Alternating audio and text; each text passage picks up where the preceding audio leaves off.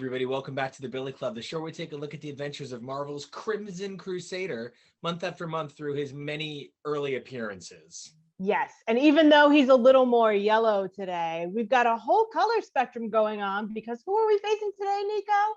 Oh, we are facing none other than Killgrave, the Purple Man.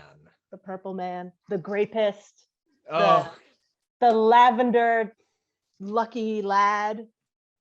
yeah, I mean, it's one of those things where, like, I feel sometimes when we're talking about, especially sort of the earliest stories about Daredevil, one of the things that comes up a lot is sort of how unfocused the narrative might have been early on, and how, because of that, so little of the identity of the book from the earliest days carries forward. You know, we're going to come up against a lot of villains that are best left in the past, but Stan Lee, Joe Orlando, Vince Colletta, and S. Rosen really crafted a villain here that reverberates through the world of Daredevil to this very fucking minute. And that is... Oh, yeah. Because who can forget the stunning turn in Jessica Jones by David Tennant? I mean... Jessica! Just... Can you even? And I love his villain name. I love the name Killgrave. A+, 1000%. extra cheesy, so great. But great. like, I think the his introduction on the second page, like the adjectives they pull out where they're like, he's offbeat, far out, ding dong, rootin', tootin', crackerjack. I'm like, oh my God, 1964 called, and they are here to stay. And, you know, it is sort of an issue that I think grabs you right away, especially with this cover. Something I've really enjoyed is our dissections of the covers. And this cover gives us a lot to talk about. You know, I think sometimes in an effort to highlight the ways in which Daredevil is yellow and red, but early on we talk about yellow Daredevil. We should call it yellow and black Daredevil, because there is so much black on this costume that this cover logo, this "Here Comes Daredevil, the Man Without Fear," in that black and red, set against basically, you know, a lilac statue of Killgrave atop the roof with the craziest perspective, makes him look huge considering how big the building is. Like, there is so much spectacular to this cover that I can't get over. I think this is a terrific cover. I think it's fantastic. I think it's super dynamic, the way that Karen is posed, the way that Daredevil is reaching. It's a beautiful perspective and really just draws your eye up to Killgrave. Like, everything is pointing at Killgrave in this cover. It's gorgeous. And there's a sense of almost helplessness to Daredevil and Karen. They are both very sort of reaching out, and that's kind of fascinating, because if you're taking a look at this cover, you might not know what's going on. It could almost look as though Killgrave has dropped them, or you know, there is very much a sense of they are powerless and he is in a position of grand authority. And I feel like because of that, it kind of offsets the fact that there are more letters than there is Daredevil on this cover. What do you mean? S. Rosen had to earn his paycheck. Oh my gosh, and the man really did. If he got paid per letter, oof, wow. Dude can buy a small lot, very incised nation. Yeah. Because this is, you know, the world calls him the Purple Man. What is the strange power of this incredible human? A power which none are able to resist, none save Daredevil, the sensational blind spot swashbuckler. Don't miss the great new letter section in this issue. Here comes Daredevil, the Man Without Fear, approved by the Comics Code. Like, I know I read literally every word on the cover, but because there were that many fucking words on the cover! There's so many of them. And this is what we keep talking about, that the 1960s were really like, it was still like a written form of media.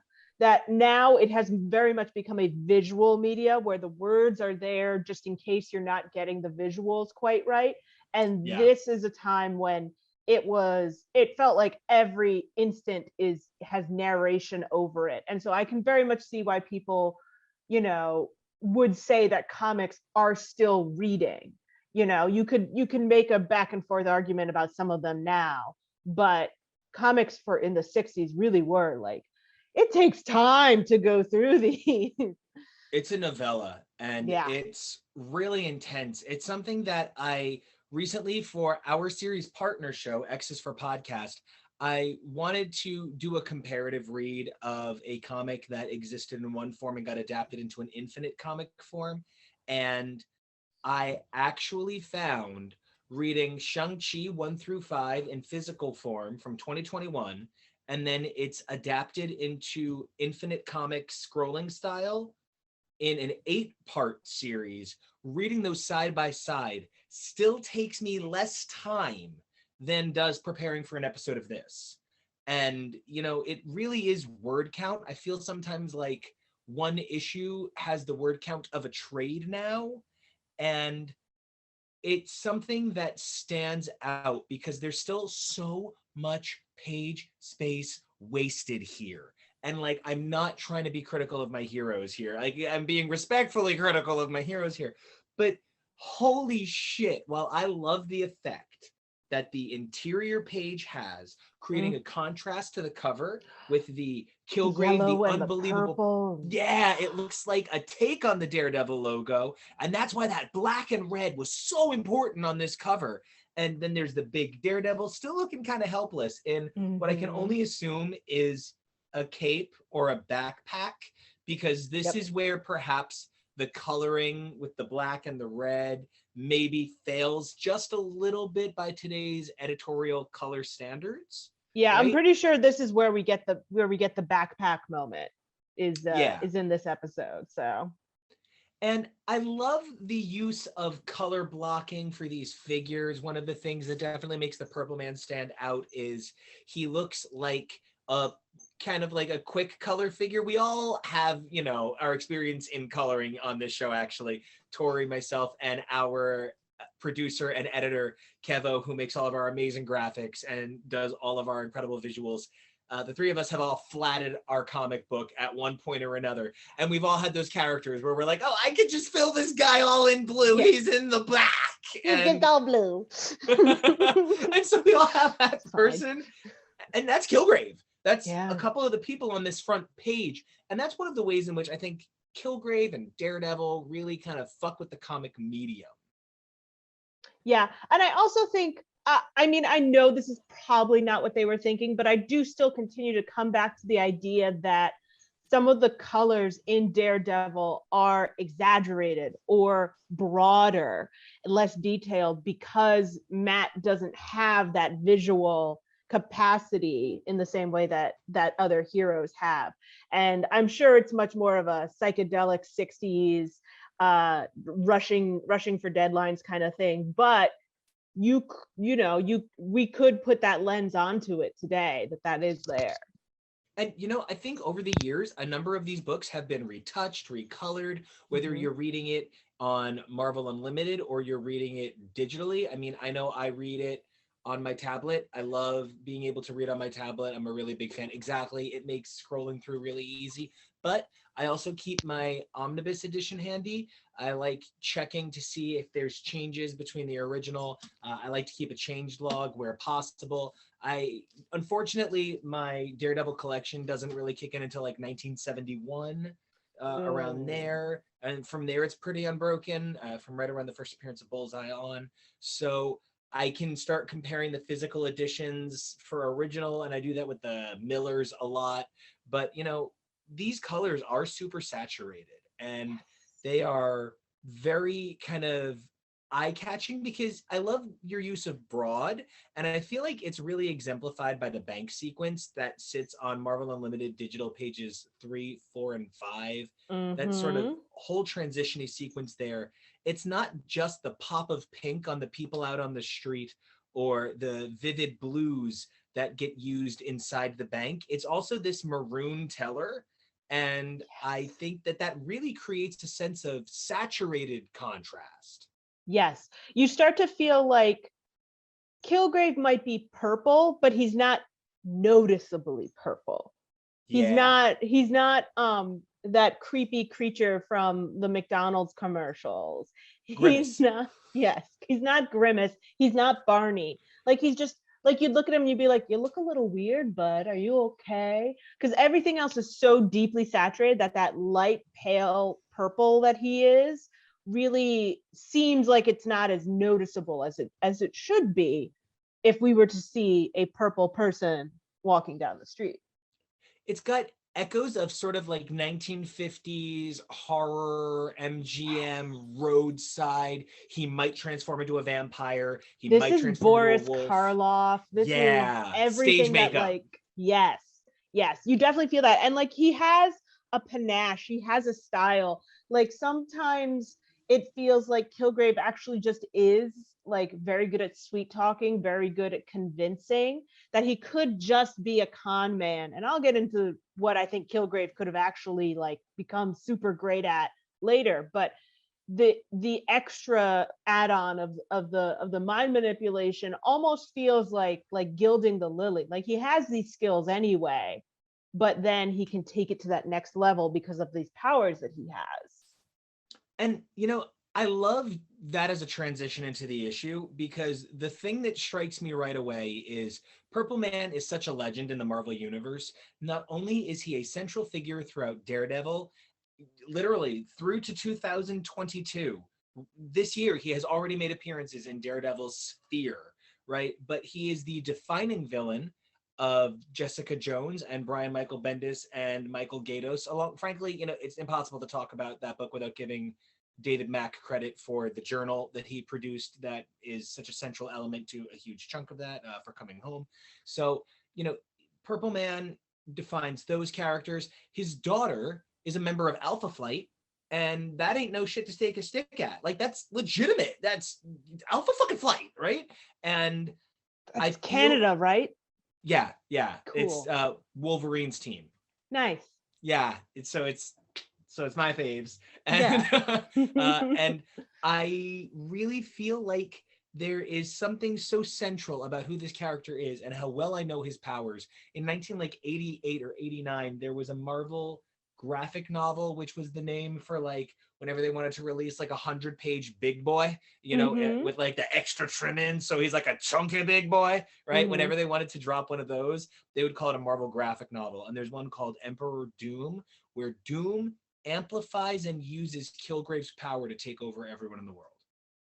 Like, Killgrave is so fucking strong. I don't understand how he just kind of gets arrested. I know, like that's the thing is I had written down, I was like, how does he get arrested? And then I was like, oh right, we have to get to the point where Matt has to be a lawyer for the guy he's fighting at night. And so he has to get arrested. Sorry. Like that's the thing is that this very much still has like those TV tropes of where like sometimes you just have to close your eyes and say the plot has to happen, the plot has to happen. And this is definitely one of those moments, because there's no way in hell Killgrave should have gotten arrested. Not in a million years. He should have walked away scot-free, never to be seen again. And I feel like that's one of the things that they don't quite have down about Killgrave yet. And I know we were discussing this in what I feel like we should call the Red Room, right? Wait, no. Oh. Well, you know what? From the dark room? 80, the dark room? The dark room. I like it. Because from issue 82 to issue 125, the Red Room is going to have a very different meaning. Yeah. And so we were talking in the dark room before the show got going. And I don't want to say something too sinister that belies my internet search history. But for me, Killgrave works better when he's better looking. He can't be like, you know, Chris Evans good looking. Yes. He can't be, you know, that out of control, you know, stunning, but he should be at least Robert Downey Jr. very handsome. Yeah. You know, that David Tennant was a great casting, maybe a little scarecrowier than I would have gone myself. But the Netflix aesthetic for Jessica Jones was a leaner machine than I maybe would have gone with on the whole, but it still is a terrific show and definitely worth the watch.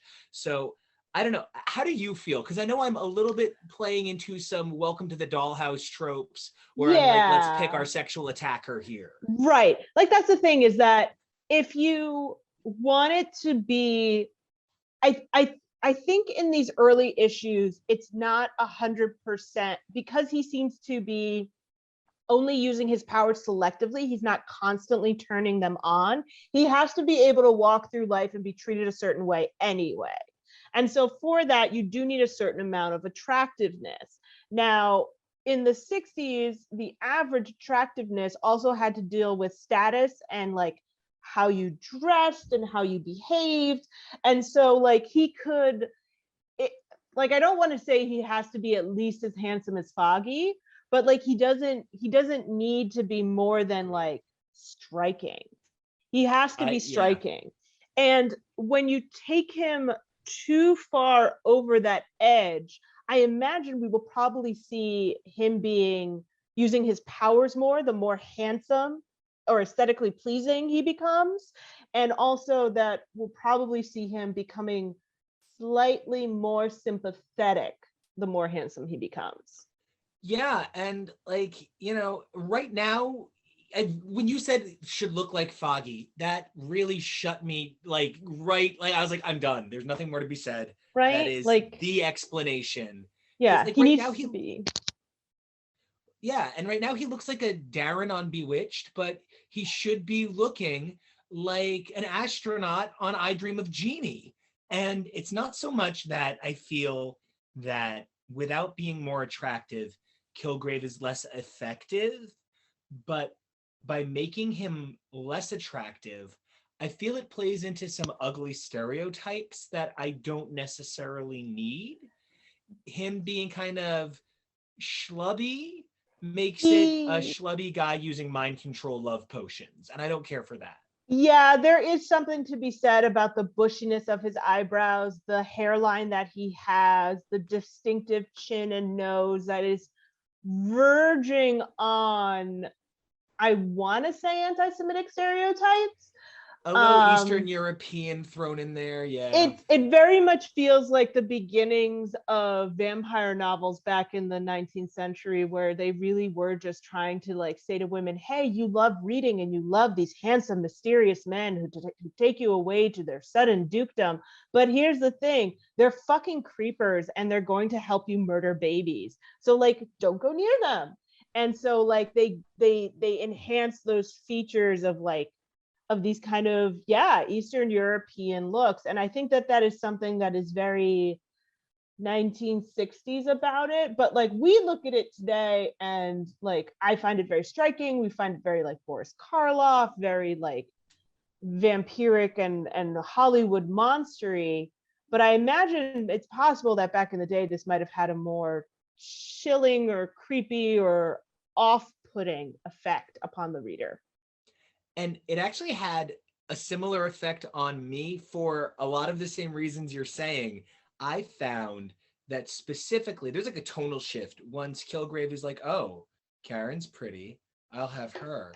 And there's such a calmness. Like, I can't even imagine him being like, I will take her now. Like, he's just kind of like, I'll have her. All right. And right. Which is also sort of how I imagine Foggy hired her, where he was like, blonde, legs, you're in. Yeah. There's a simpleness to his sinister. There's a calmness that, like, if you're asking me who's more horrifying, you know, between like the Joker and Kingpin, I'm inclined to say the Kingpin, because the Kingpin is going to crush your head with a car door, wipe his hands, and go back to work.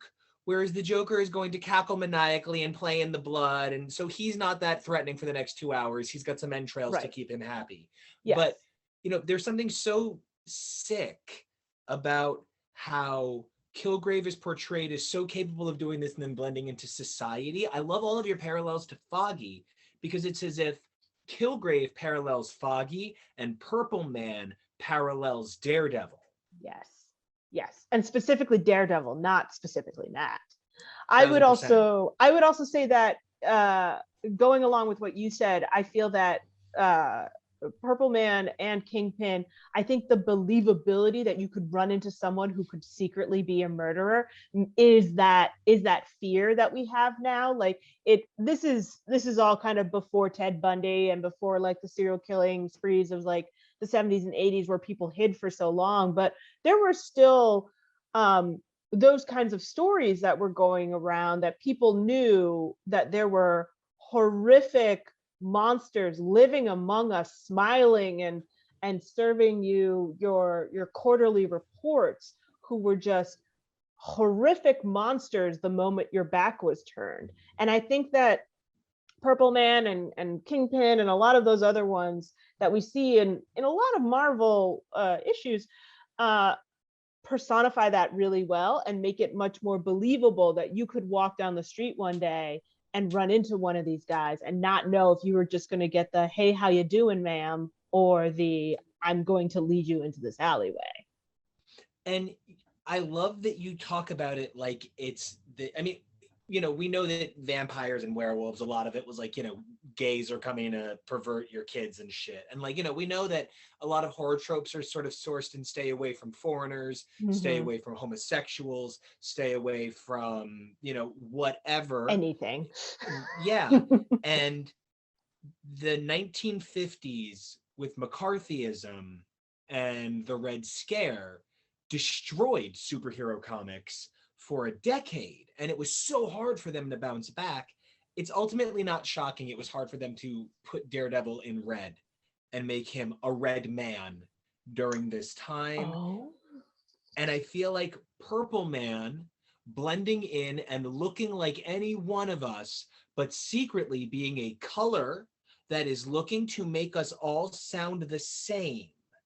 I feel like there is something to be said for the way, because I mean, one of the things that we fall into with these issues is we talk a lot about the introduction, we talk a lot about the ending, but it's that meat in the middle that there's not a whole lot to say about, because right, it's self-explanatory. It's a lot of punch.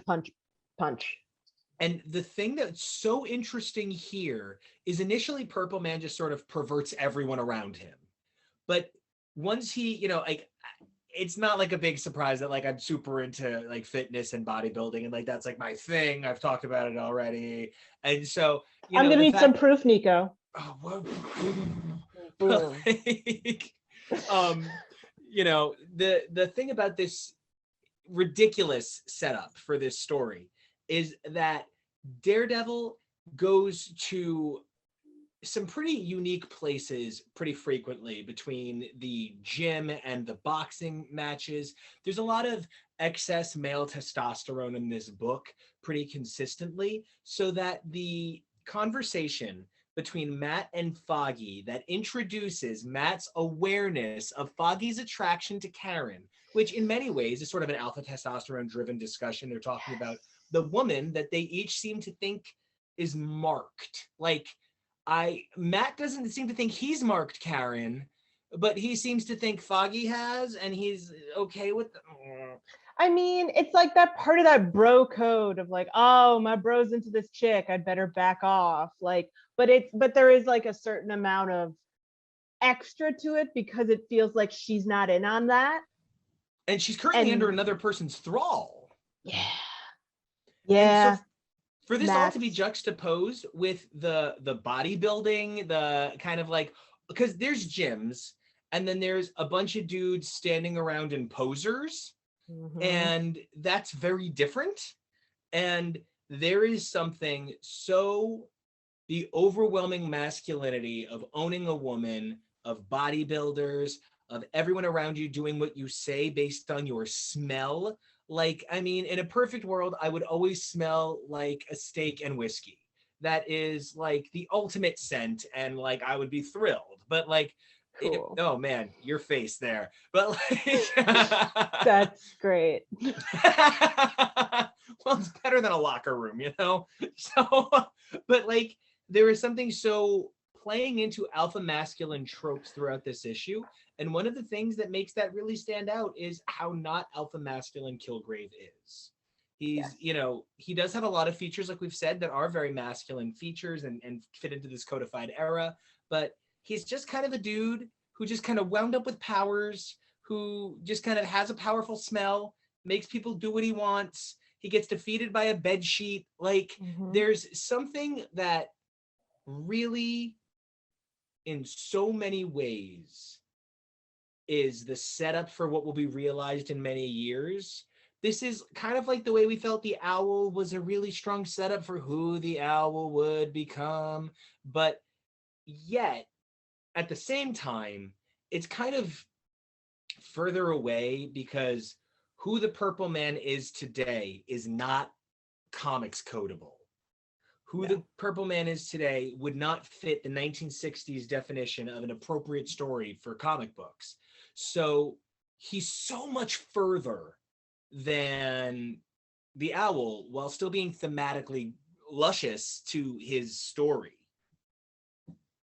I agree. I definitely agree. I think so much of what he does is behind the scenes and is tricky and feels very Loki-esque in the idea of a villain who treads the line of masculinity and the more feminine aspects of working behind the scenes, working less in muscle, working with your mind, being very tricky and playing with the lines and graying areas.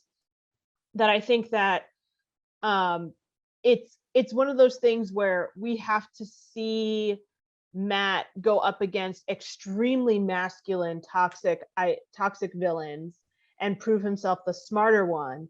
But then when he comes up against these ones that are smarter, he has to play the brute to prove his masculinity. And I feel like we'll probably see that quite often, is that after a couple of like rock'em sock'em villains that are very punchy and brutish and muscles, we will get a thinker's man where we get to see Daredevil be the muscle, so that we can be like, oh, right, he can do both. It's cool. And I think that's part of why they love to find reasons that the lawyer stuff even fits in, because for all that it matters, considering that Karen and Matt and Foggy just walk into supervillainy every third minute, you know what I mean? Every fifth page is they just stumbled upon a robbery. I don't know that I needed them to be Killgrave's lawyers. I don't think I ever need them to be the villain's lawyer. But we have 22 pages to fill and we can't punch everyone. Sometimes we got to go to court. Sometimes we got to punch them with justice. Right? And so like that's the thing, is that like watching these crowd scenes where they're overwhelming Daredevil. I mean, this is definitely one of the first issues where I felt like Matt might not win the day, or that like he might get Karen back, but Killgrave's going to escape and like take everything with him. Like, I don't feel like this is going to be even a half win like the Owl was. I definitely feel like Matt is not going to win this. And then we get to like this confrontation where Foggy is like, you lost our girl? Why aren't you going out there and getting her? And there is a part of me that's like, remember, Foggy, you think Matt is blind and you want him to go search for your girl. And so then you fly off in your hot pink suit, which is adorable, amazing, beautiful, amazing. And I'm just like, what are we gaining here beyond this? Like, we got to push the love triangle forward. Like, I feel like a lot of these issues, we just have beats that we have to hit. We have to push the love triangle forward 2 inches. We have to make sure we have a side of lawyering so that we get the duality of Matt's nature. We have to have, Matt using his brains and his brawn as Daredevil. We have to have Karen being a damsel in distress. And I think that this one, much like the Owl episode, gets to hit all of those and still somehow be interesting even 40 years later. 50 years later. 60. Wow, yeah. 50 years. Pushing 60. Fuck. So that I feel like these gems are so interesting. I mean, it's a beautiful work by the artists. Like the definition on these guys, the amount of work that went into inking these things. No digital tools. Whew, girl, I do not envy these folks. I think that it's a very interesting choice, and I also think that this was the point where I started to be like, Killgrave, you could have run the world. Like, you could have full on fucking like become president. Because the thing is, like, even though when he leaves, like his little mind control walks away, But if you put it more into the power of suggestion and the power of convincing people what he wants, I really think like he could have just like been fucking president and fuck some shit up, or a powerful judge, or a mayor, or like a guy who runs a company that convinces everyone to take a really shitty acquisition offer. Like, and this is where he chose to go. I think it's always important to remember that Killgrave lacks drive. He is just very selfish. And it's, I think, kind of represented in the idea of the ownership of women between these characters. And, you know, I felt like maybe we were projecting some gendering into this story that wasn't there. But, you know, I get to that last page. I get to that last fucking line of dialogue. And it's Karen saying, I guess I'm just a silly female. And if there was anything that really hit home how much this story is pushing gender roles, is pushing this notion that there's, you know, masculine, feminine, there's brawn, there's brains, there's this duality, how out of their way they go to call him the man without fear, the purple man.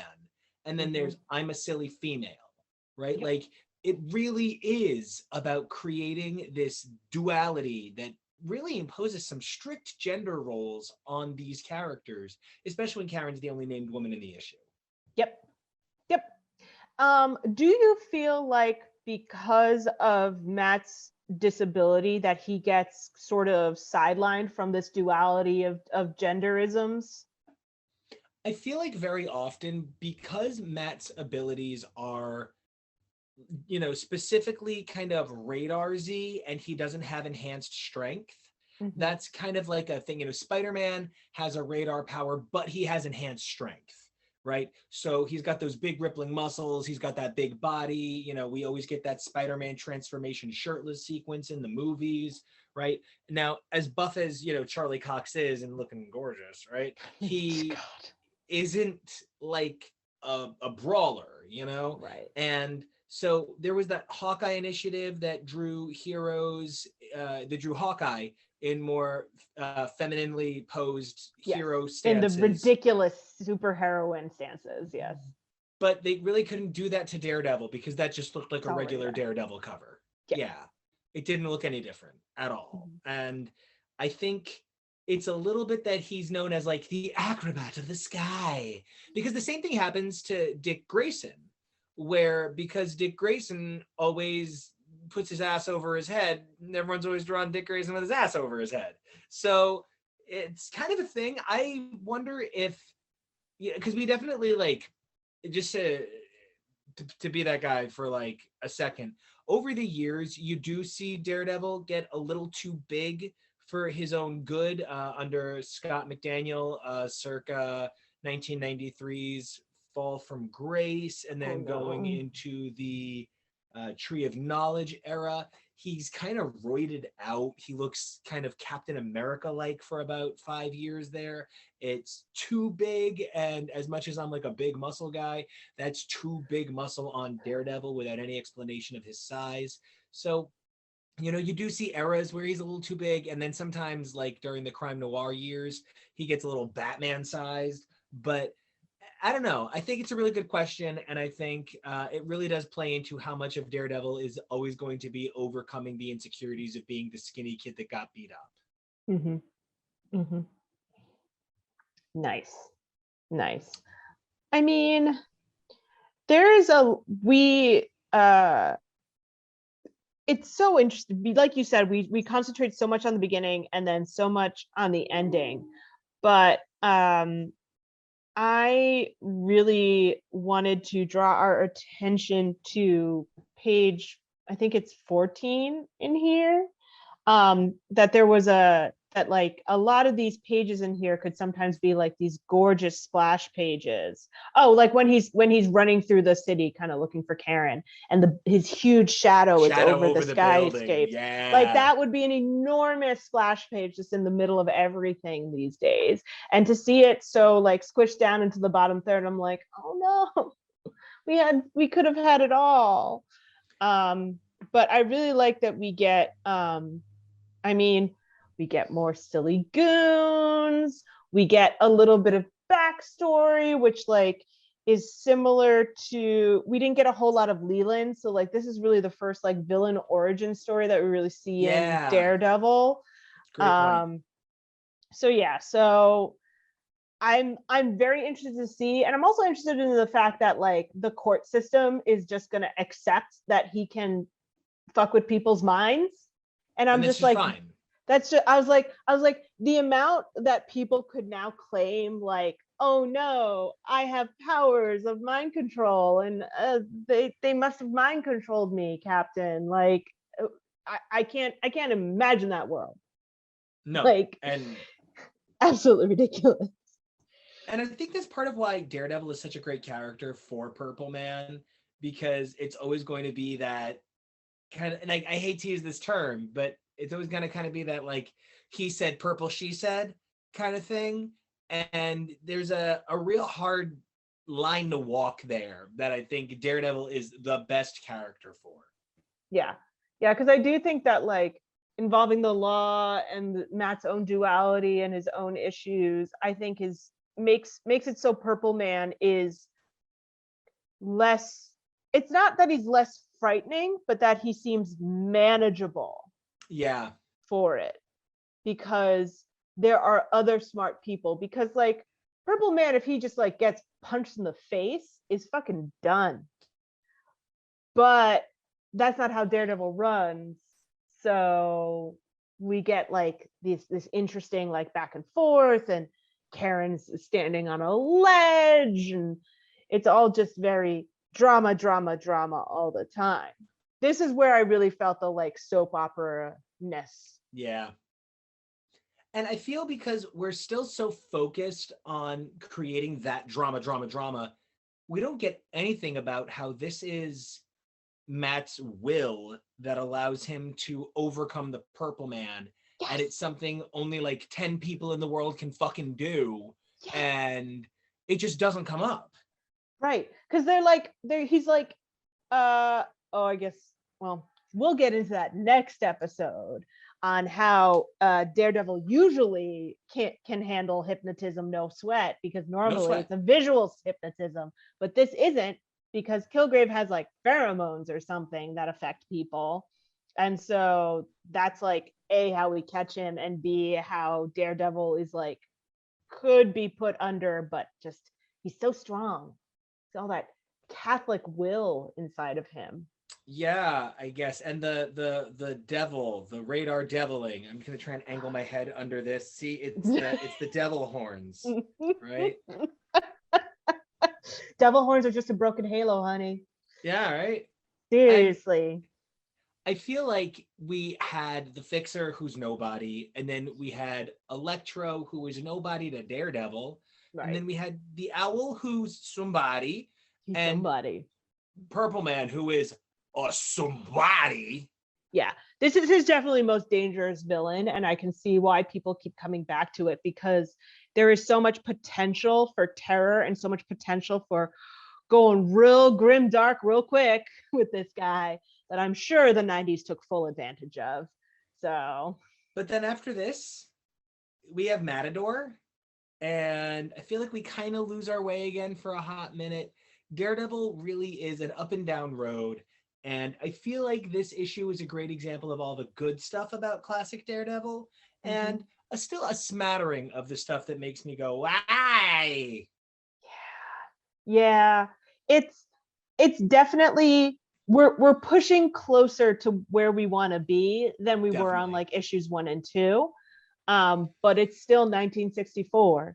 And we're still bi-monthly. So also we have to remember that since the beginning, it has now been 8 months and we've had 4 different issues of Daredevil. That's crazy. Like, I don't know how people like, because so as a person who's never gone inside of a comic book shop and gets very upset when she learns that they just don't keep all of the issues there, I can't imagine being someone trying to get into Daredevil when it like barely shows up and takes forever. And I guess you must want this level of cheesiness. Like maybe you're like, I love Spider-Man, but it's just too intense. I needed something a little lighter. And that's definitely the subject of our next episode, where we swing on over to the webhead himself for an examination of Amazing Spider-Man 16, which is a crossover with Daredevil. And so I'm a completionist, and for years I was so set on having every goddamn appearance of everybody organized. And when I say Daredevil is on 2 panels of Amazing Spider-Man 18, panels is generous. Yeah, I mean, generous. We've officially talked more about his appearances in 18 than his appearances in 18 total. So can't wait to talk about it for an entire episode.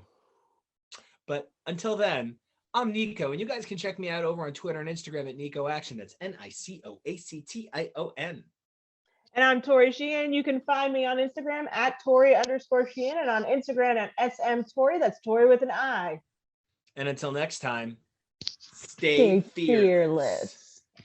We got it right that time. We did!